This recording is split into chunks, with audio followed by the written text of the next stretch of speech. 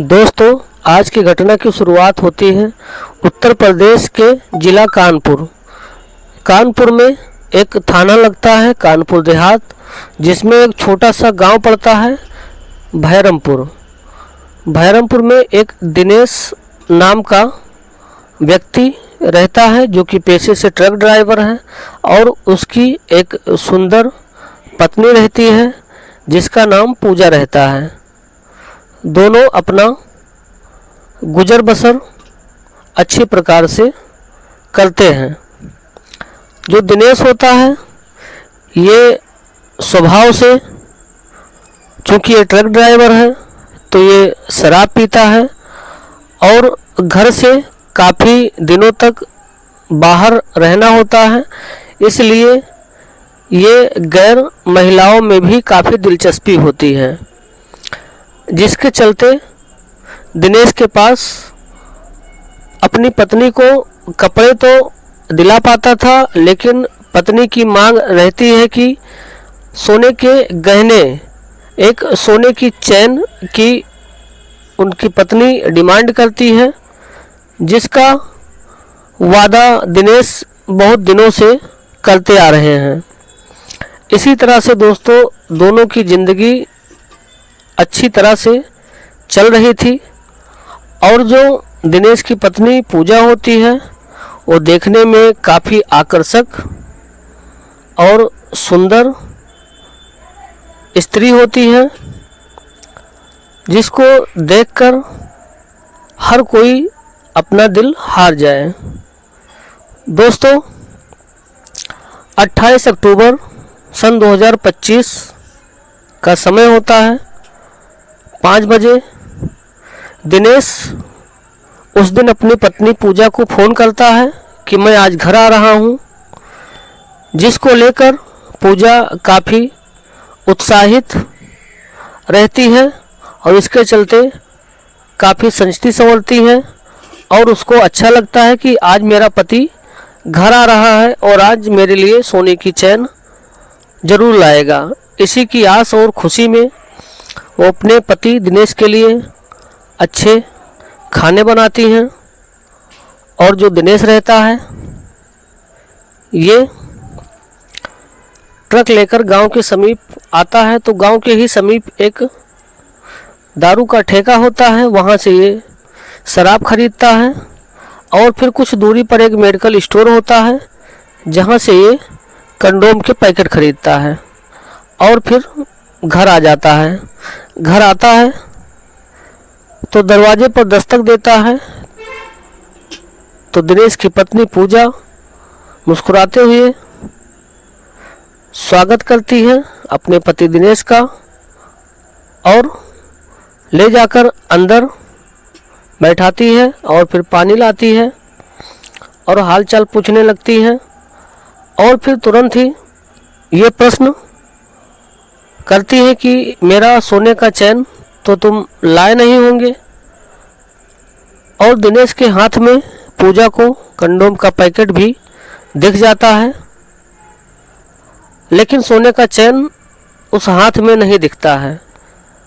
तो पूजा समझ जाती है कि यह व्यक्ति केवल मेरी शरीर को भोग करना ही जानता है और मेरे लिए गहने लाना, सोने की चैन लाना नहीं जानता है, जिसको लेकर काफ़ी पूजा गुस्से में आ जाती है और गुस्से में ही खाना बनाना शुरू करती हैं।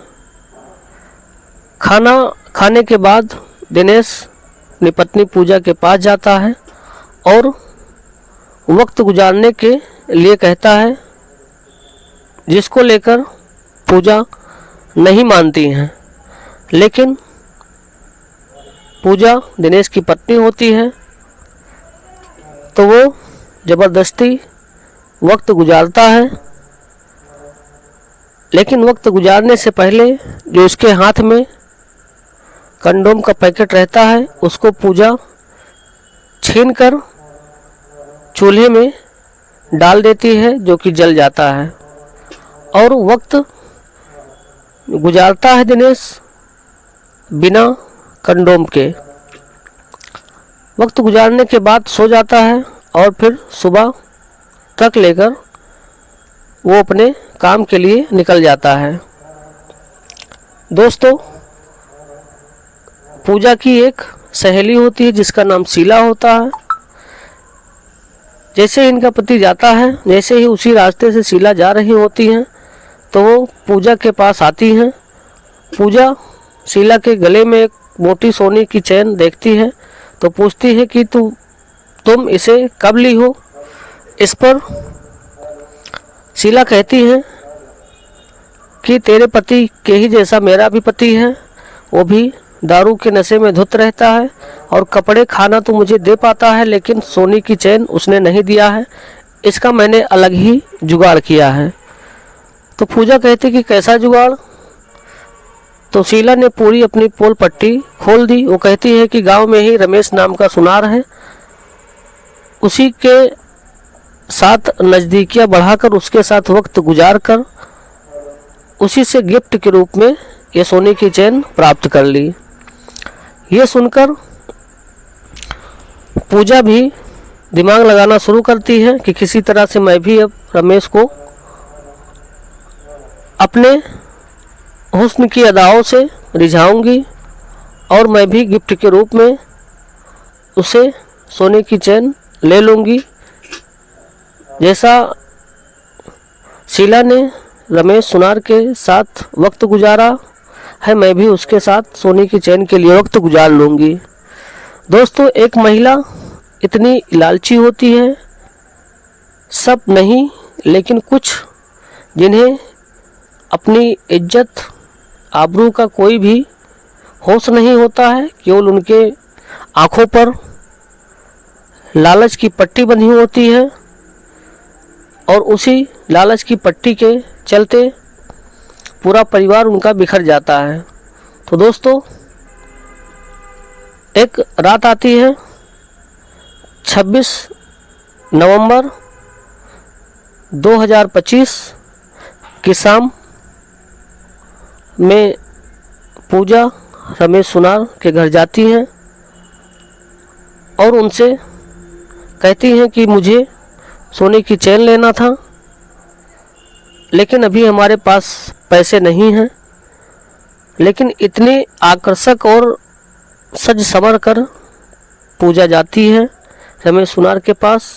तो रमेश सुनार, जो कि कैरेक्टर लेस होता है, वो तुरंत ही इनकी चाल को समझ जाता है कि ये सोने की चैन के बदले मुझे क्या देंगी।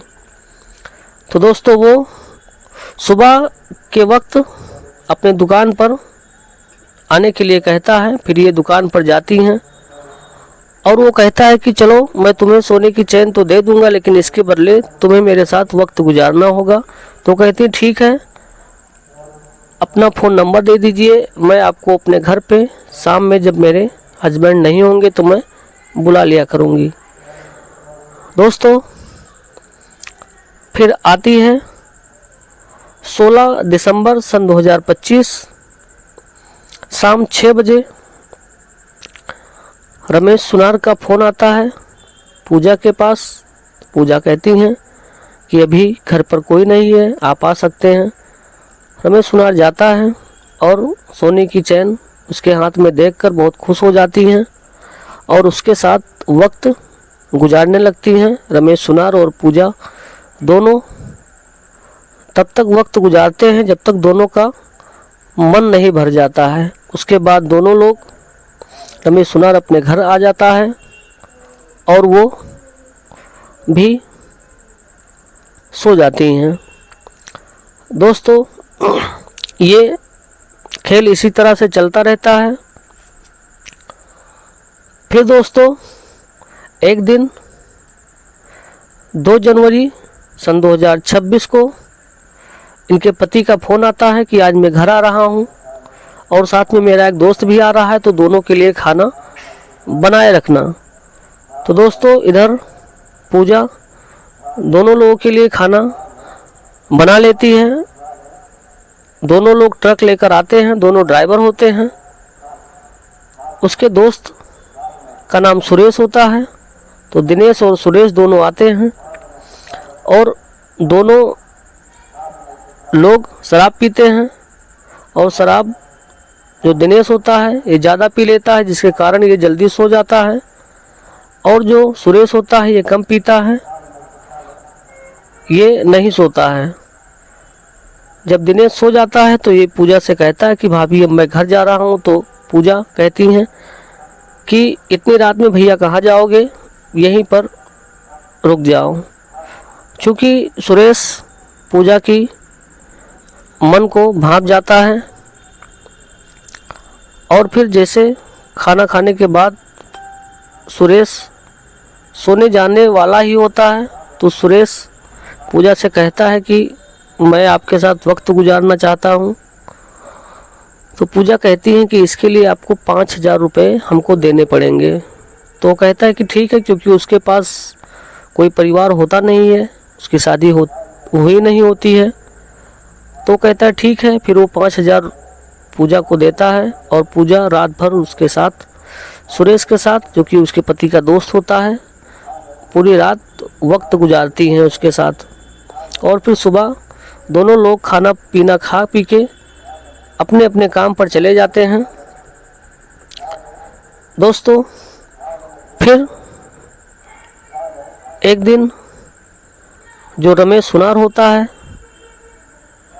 वो 18 जनवरी सन 2026 को शाम 6 बजे फिर पूजा के घर आता है, और इत्तेफाक से उसी दिन जो सुरेश होता है, दिनेश का दोस्त होता है, वो भी आ जाता है। तो दोनों लोग, पहले तो रमेश सुनार आता है और फिर जब सुरेश आने की मांग करता है तो उसको रोकते हैं, लेकिन नहीं मानता है तो वो भी आ जाता है। तो दोनों के साथ में पूजा वक्त गुजारती हैं। और फिर इस बात को जो कि पूजा की सहेली होती है शीला, उनको पता लग जाती है। तो शीला सोचने लगती है कि इसने तो मेरा ही पत्ता काट दिया। फिर शीला उठती हैं, पूजा के पति दिनेश से पूजा की सारी करतूत बता देती हैं, जिसको लेकर दिनेश घर आता है और फिर अपनी पत्नी से पूछता है। तो उसकी पत्नी कहती है कि तुम्हारे किसी ने कान भरे हैं, ऐसा कोई बात नहीं है, हमारे घर पर कोई नहीं आता जाता है, अगर तुमसे कोई कहा है तो वो झूठ कहा है। पूजा की बातों पर दिनेश यकीन कर लेता है। इसी दौरान फिर वो कहता है कि मुझे 20 दिन के लिए बाहर जाना है। इसको सुनकर पूजा काफ़ी खुश हो जाती है कि चलो, तब तक मैं दोनों के साथ बढ़िया से मेरा वक्त गुजर जाया करेगा। इधर दिनेश जैसे ही 20 दिनों के लिए बाहर जाता है, उधर पूजा अपने रमेश सुनार आशिक को बुला लेती हैं और उसके साथ वक्त गुजारती हैं और उससे कहती हैं कि मुझे 10,000 रुपये की बहुत सख्त ज़रूरत है। तो वो कहता है ठीक है, पैसे तुम्हें मिल जाएंगे। और फिर वो अगले ही दिन पैसे रमेश सुनार उसको 10,000 दे देता है और फिर उसके पास आने के लिए कहता है। तो पूजा कहती है ठीक है, जब रात होगी तो हम फ़ोन करेंगे, आप चले आना। और फिर वो रात होती है और फिर रमेश सुनार आता है और फिर पूजा के साथ वक्त गुजारता है। उसके जस्ट अगले ही दिन जो दिनेश का दोस्त होता है सुरेश, वो भी पूजा से फ़ोन पर बात करता है और कहता है कि बहुत दिन हो गए तुम्हारे साथ वक्त गुजारे हुए, मैं कल आ रहा हूँ, आपके साथ वक्त गुजारना चाहता हूँ। तो उससे भी पूजा कहती है कि मुझे 8,000 रुपये की सख्त ज़रूरत है, उसको लेकर आना। वो कहता है ठीक है, मैं 8,000 रुपये लेकर आऊँगा। और वो आता है पूजा के यहाँ, तो मैं 8,000 रुपये देता है और उसके साथ रात भर वक्त गुजारता है। दोस्तों, जैसे ही 4 दिन बीतते हैं तो 5वें ही दिन इधर ये रोज़ाना अपने आशिकों से वक्त गुजारती हैं। और 5वें दिन ही ये जब रमेश सुनार को अपने घर पे बुलाए थे, इत्तेफाक से उस दिन इनका जो सुरेश आशिक था वो भी आने के लिए जिद करता था, तो इन्होंने दोनों को बुला लिया। लेकिन हैरत की बात है कि दोनों एक दूसरे को देखकर, रमेश और सुरेश एक दूसरे को देखकर किसी पर गुस्सा नहीं आ रहा था। फिर तीनों ने मिलकर एक साथ वक्त गुजारा और वक्त गुजारते ही समय दरवाजे पर दस्तक होती है। तो पूजा समझ जाती कि हो सकता है कि मेरा पति ही आ गया हो। तो वो जल्दी से दोनों को कहती है कि तुम लोग दीवार फांद कर बाहर चले जाओ कि ताकि मेरे पति को शक ना हो। और दोनों दीवार फांद कर घर से बाहर निकल जाते हैं पीछे के दरवाजे से। और दिनेश इधर आता है तो वो कहता है कि मेरी बहुत तबीयत ख़राब है और मुझे किसी डॉक्टर के पास ले चलो। तो वो नज़दीकी हॉस्पिटल में पूजा अपने पति दिनेश को लेकर जाती हैं। तो डॉक्टर्स इनकी जांच करते हैं और कहते हैं कि रिपोर्ट दूसरे दिन आएगा, आज के लिए मैं दवाई दिए देता हूँ टेम्परेरी, इसको खिलाइए, इससे इनको कुछ आराम मिल जाएगा और फिर कल जब रिपोर्ट आ जाएगी तब रिपोर्ट देखने के बाद में इनको दवाई दे दी जाएगी। तो पूजा अपने पति दिनेश को दवाएं लेकर घर चली जाती है। फिर दूसरे दिन अपने पति दिनेश को लेकर डॉक्टर्स के पास जाती है। तो कहते हैं कि डॉक्टर साहब रिपोर्ट्स देखिए क्या बीमारी है। तो डॉक्टर्स दिनेश की रिपोर्ट देखकर हैरान हो जाता है। तो पूजा को अलग बुलाता है और बताता है कि आपके पति को एड्स है। तो जो पूजा होती है वो कहती है कि एड्स क्या है। तो डॉक्टर्स उनको कहते हैं कि ये लाइलाज बीमारी है और ये किसी गैर पुरुष या महिला के साथ में वक्त गुजारने से ये बीमारी ज़्यादा फैलती है। तो ये चीज़ें फिर डॉक्टर्स पूजा के बाद में उसके पति को भी बताते हैं और दिनेश से डॉक्टर्स पूछते हैं कि आप अपने पत्नी के अलावा और कितने औरतों के साथ वक्त गुजारा है। तो वो कहता है कि मैं ट्रक ड्राइवर हूँ और मैं ना जाने कितने औरतों के साथ वक्त गुजार चुका हूँ। तो ये सुनकर इधर फिर डॉक्टर्स कहता है कि हो सकता है कि आपकी पत्नी भी आपके अलावा गैर मर्दों के साथ वक्त गुजारी हो, तो हो सकता है आपको आपकी पत्नी से ये बीमारी लगी हो। ये सुनकर ही दिनेश के दिमाग में बैठ जाता है कि मुझे मेरी पत्नी के जरिए ही एड्स की बीमारी मिली है और मन ही मन अपनी पत्नी से जलने लगता है। फिर दोनों जब घर आते हैं लेकिन दिनेश के दिमाग में डॉक्टर्स की बात कही हुई बैठ जाती है कि कहीं मुझे अपनी पत्नी से ही एड्स की बीमारी तो नहीं मिली है, क्योंकि जो हमारी पत्नी की सहेली शीला है वो हमसे बताई भी थी कि आपकी पत्नी का कई मर्दों के साथ वक्त गुजार चुकी हैं। और फिर ये दिमाग में दिनेश के बैठ जाता है कि मुझे अपनी पत्नी से ही एड्स की बीमारी मिली है। तो दोनों खा पी के सो जाते हैं। फिर रात में दिनेश उठता है और किचन में रखा हुआ धारदार हथियार उठाता है और फिर अपनी पत्नी के गले पर ताबड़तोड़ वार करता है कि जब तक कि उसकी सांसें बंद ना हो जाए। और फिर दोस्तों उसकी सांसें बंद हो जाती हैं। फिर दिनेश थाने पहुंचता है और थानेदार से कहता है कि मुझे गिरफ्तार कर लीजिए, मैंने अपनी पत्नी को इस दुनिया से विदा कर दिया। तो इसकी बातों पर थानेदार विश्वास नहीं करते हैं, लेकिन फिर भी 4 सिपाहियों को इसके घर पे भेजते हैं कि पता लगाओ ये सही कह रहा है झूठ कह रहा है। तो 4 सिपाही जब इसके घर पे जाते हैं तो वो वहाँ से थानेदार को फ़ोन करते हैं कि हाँ इसके घर में इसकी बीवी की लाश पड़ी है, खून से लथपथ है और मर चुकी है। इस पर थानेदार तुरंत ही इसको वहीं गिरफ्तार करवाते हैं। और गिरफ्तार करवाने के बाद में चूँकि वो खुद ही सरेंडर कर दिया था थाने में, लेकिन फिर भी जब वो पहुंच जाता है तो उसको वो गिरफ्तार करते हैं और न्यायालय में उसको पेश करके चार्जशीट लगाकर न्यायालय में उसको जेल भेज देते हैं। दोस्तों इस पूरी घटना में किसकी गलती है, पति दिनेश की या उसकी पत्नी पूजा की, कमेंट बॉक्स में आप अवश्य बताइएगा। तो दोस्तों इसी तरह से सच्ची घटना जानने के लिए हमारे चैनल पर बने रहिए। फिर मिलेंगे दोस्तों इसी तरह से एक नई सच्ची घटना के साथ।